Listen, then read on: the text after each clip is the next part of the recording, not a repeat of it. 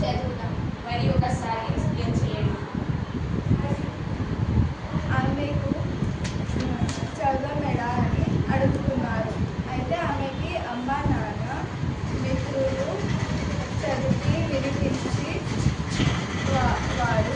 అయితే అమ్మాయికి ఆమె అర్థం చేసుకొని చెప్పేదాన్ని.